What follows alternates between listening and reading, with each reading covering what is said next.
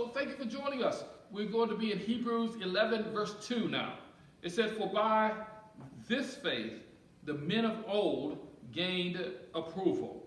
For this kind of faith, the kind of faith that saw the invisible, the kind of faith that said, I have confidence in what God can do, that kind of faith that says that I know.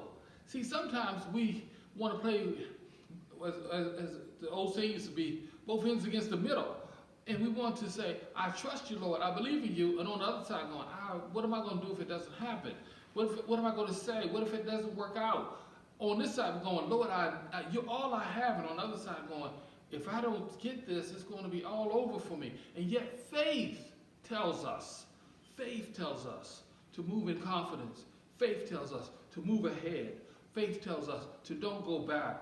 Faith tells us to not be distracted. Faith tells us to not be afraid. Faith tells us to go on. He said, because by this kind of faith, the men of old gained divine approval. God.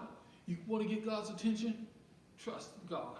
You want to get God's attention? Have faith in what God can do for us.